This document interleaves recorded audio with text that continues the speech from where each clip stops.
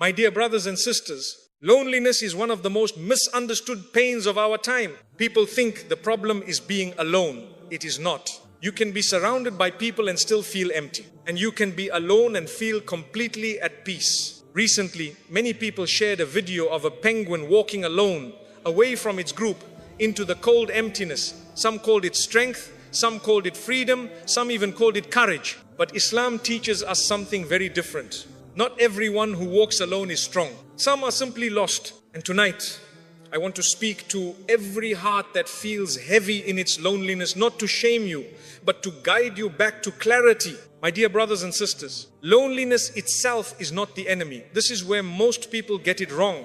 They assume that feeling lonely means something is broken, something is wrong, something must be fixed immediately. But Allah did not create loneliness by accident. He created moments of solitude on purpose. Even the most beloved servants of Allah experienced times when they were alone, unseen and unsupported by people. The problem does not begin with loneliness. The problem begins when we misunderstand what loneliness is trying to tell us. Loneliness is not always a punishment. Often it is a message. When Allah removes noise, distractions and people, He is not abandoning you. He may be creating space for reflection, space for honesty, space for the heart to speak without interruption. But if a person has spent years filling their heart with people, approval, entertainment and constant stimulation, then silence will feel painful instead of peaceful. This is why loneliness hurts so deeply today. Not because people are weak, but because hearts have been trained to depend on the wrong things. That viral image of the penguin walking alone captured people's attention for a reason. Many saw strength in it. Many saw courage.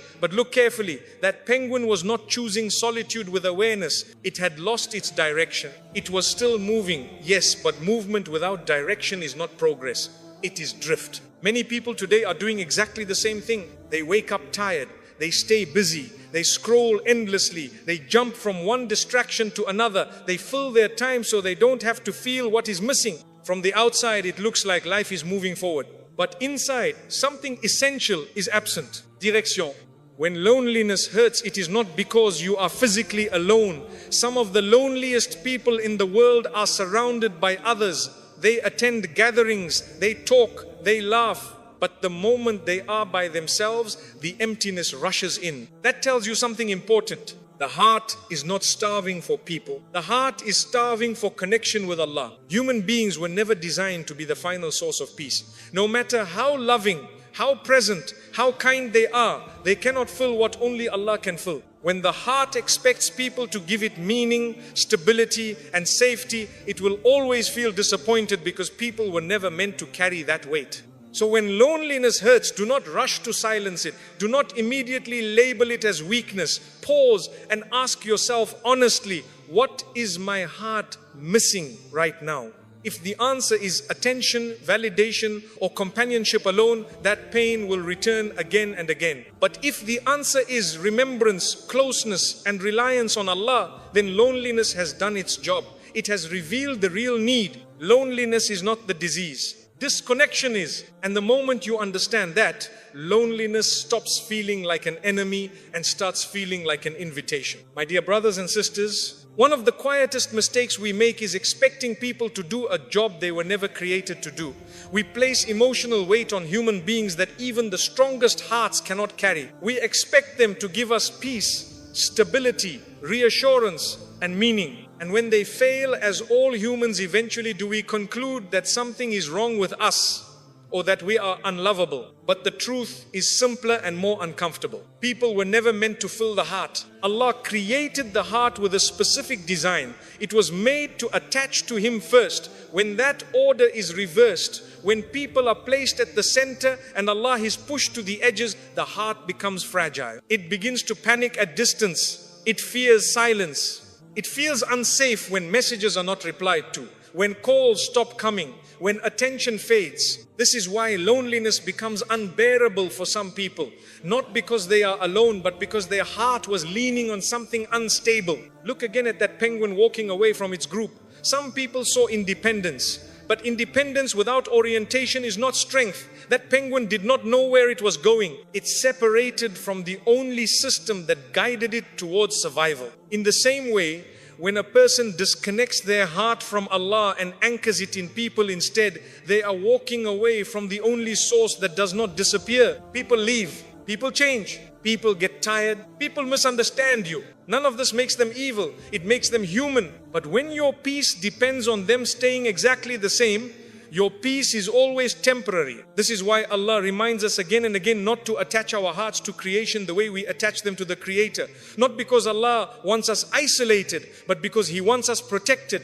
A heart that leans on Allah can love people deeply without being destroyed by their absence. When people leave and the heart collapses completely, that pain is not proof of love alone, it is proof of misplacement. The heart gave something too much authority, and this is where loneliness teaches a hard lesson. If being without people makes you feel empty, anxious or lost, it does not mean you are weak. It means your heart has been asking people to do what only Allah can do. Loneliness exposes that imbalance. Allah does not take people away to punish you. Sometimes He removes them to show you where your foundation really is. When the heart returns to Allah, something changes. You still miss people. You still feel absence, but it no longer defines you.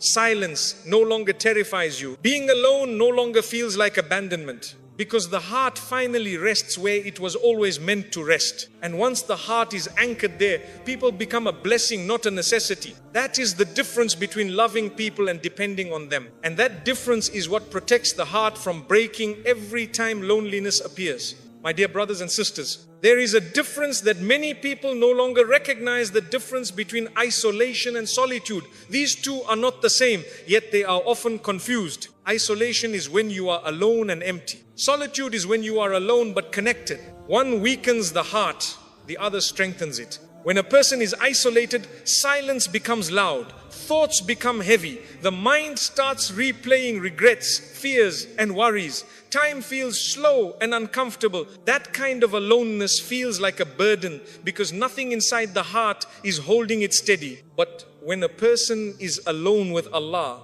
something entirely different happens. Silence becomes gentle. Stillness becomes grounding. The heart feels held even when no one else is present. This is why some people fear being alone while others seek it. The difference is not personality, it is connection. The greatest of people were never afraid of solitude because they were never truly alone. They spoke to Allah when no one else listened. They turned to Him when the world went quiet. Their strength was not in crowds, but in what happened when the crowds were gone. This is where the lesson of that penguin becomes clearer. The penguin was not alone by choice with awareness. It was isolated. It had lost its internal sense of direction. It kept walking, but nothing was grounding it. No orientation, no return point. Many people today feel the same way. They are not afraid of being alone. They are afraid of what their thoughts become when they are alone. They are afraid of the emptiness that surfaces when distractions disappear. That fear is not of solitude. It is fear of disconnection. When remembrance is present, solitude becomes power. A person who can sit alone with Allah does not panic in silence. They do not need constant noise to feel alive. They do not depend on attention to feel worthy. Their heart has learned to rest. Solitude with Allah sharpens clarity. It strips away performance. There is no audience to impress, no image to maintain, just honesty. And in that honesty, the heart grows stronger. This is why solitude is not meant to be escaped. It is meant to be used. But without Allah, solitude collapses into isolation.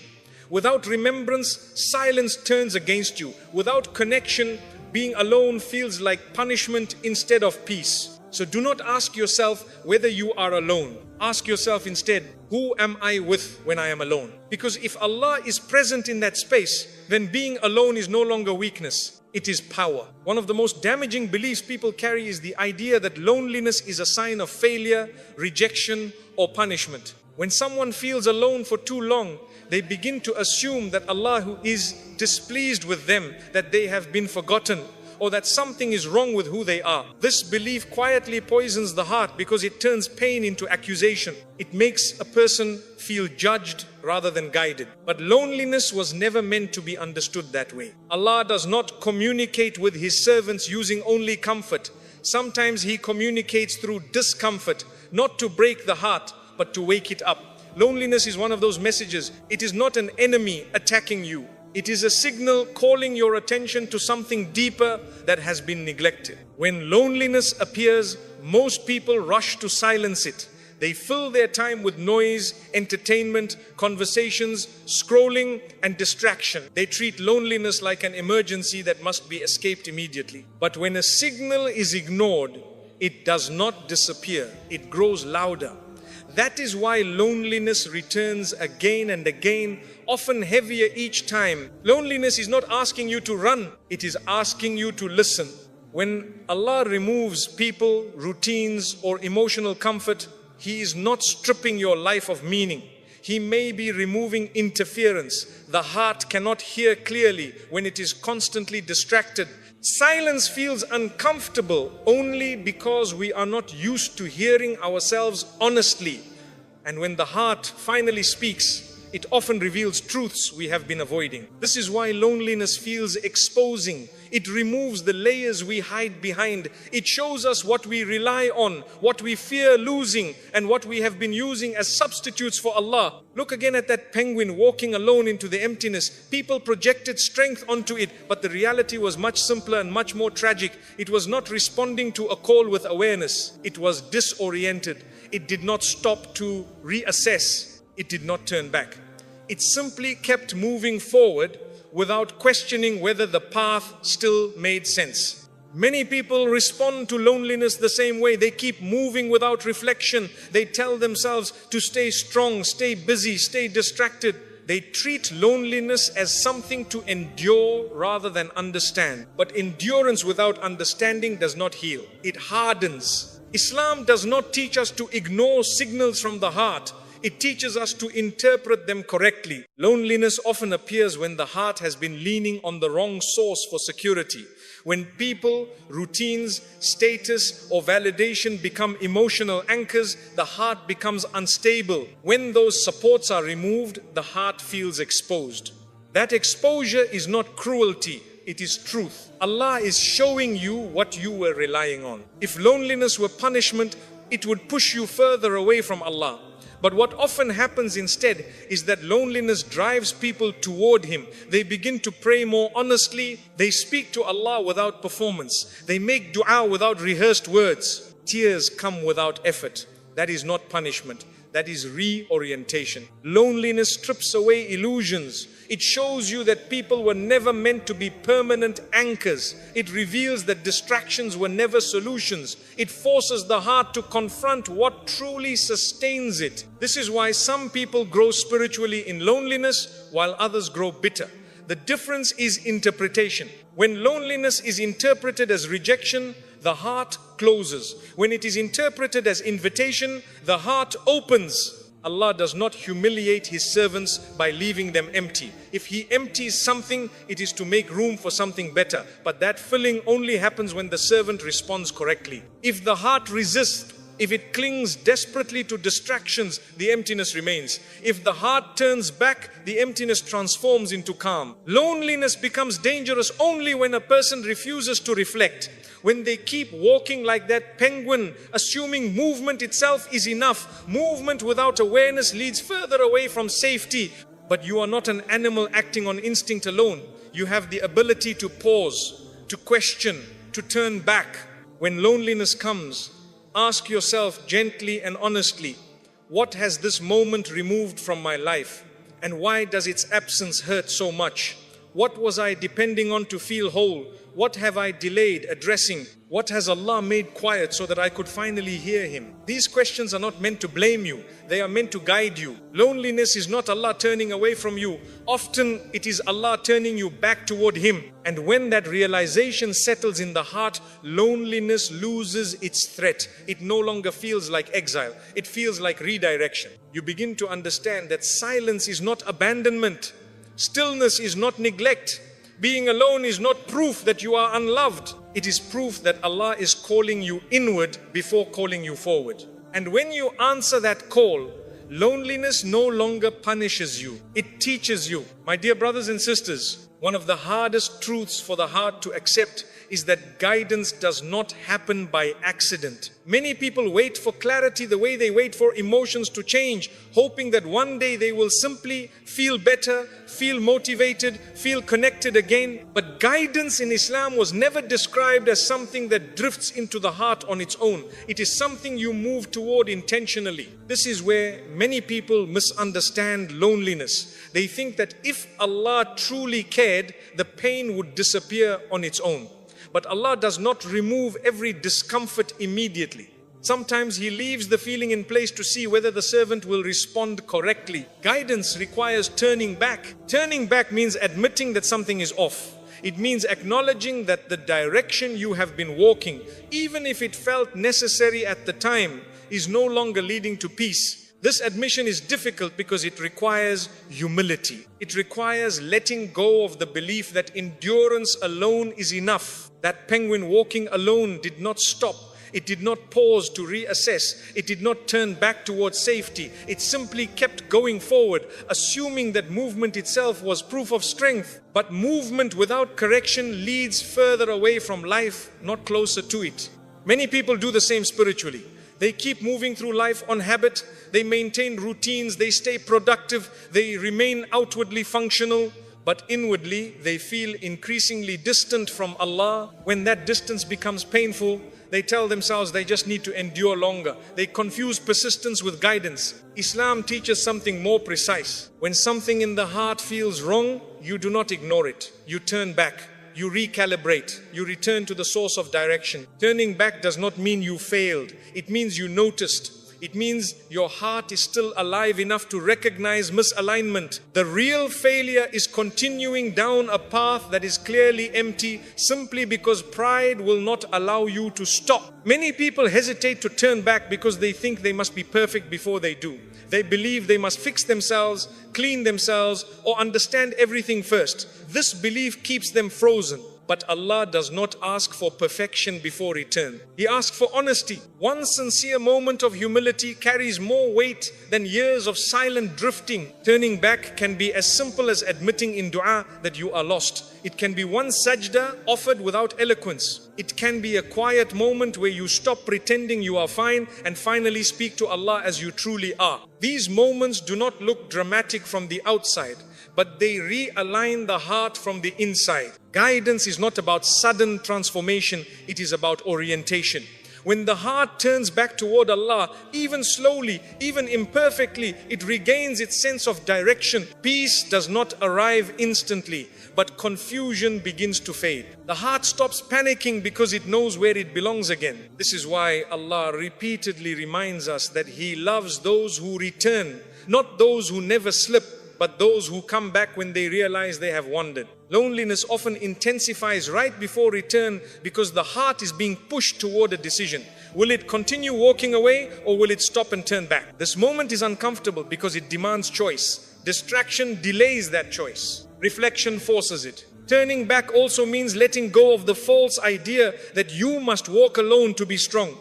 Islam does not glorify isolation for its own sake. It honors direction, balance and purpose. If being alone is pulling you closer to Allah, it is beneficial. If it is pushing you further away, it is time to change direction. Allah never closes the door and waits for you to suffer. He leaves it open and waits for you to turn around. No matter how far you feel you have gone, the distance back is always shorter than the distance forward into emptiness. The moment you turn, you are already closer than you were before. Guidance begins not when pain disappears, but when humility appears. And humility begins the moment you stop walking away and choose to turn back. My dear brothers and sisters, there is a popular idea today that walking alone automatically means strength.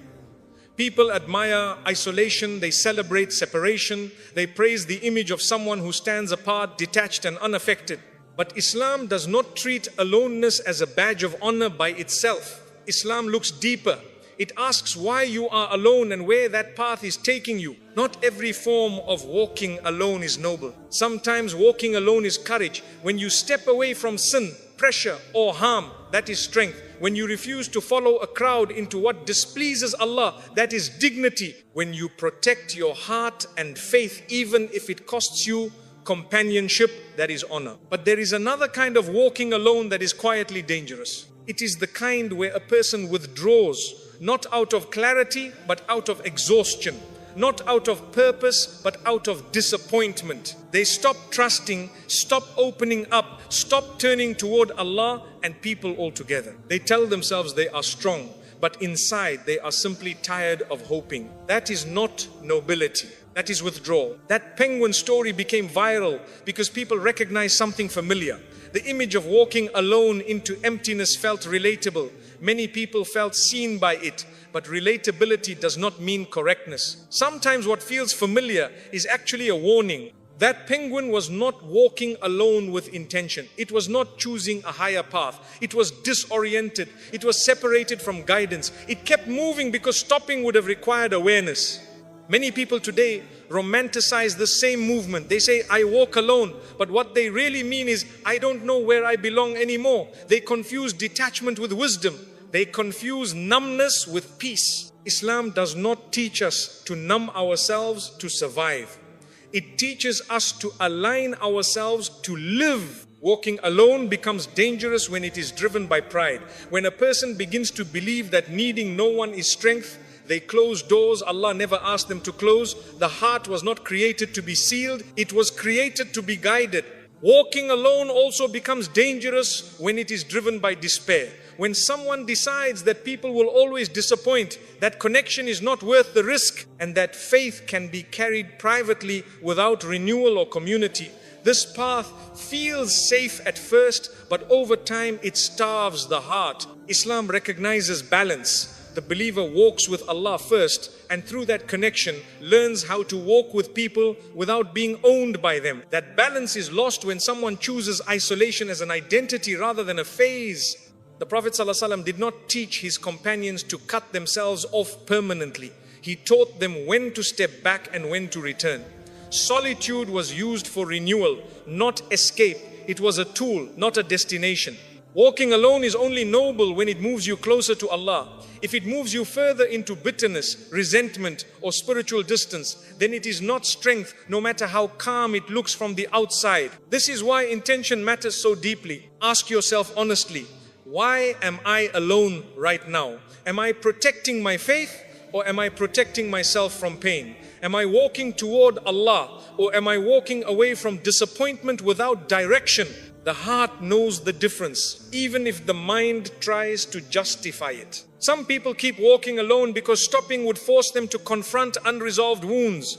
Others keep walking because they believe vulnerability is weakness. But Islam does not ask you to harden your heart to survive. It asks you to soften it in the right direction. That penguin did not turn back. You still can. Walking alone is not a destination.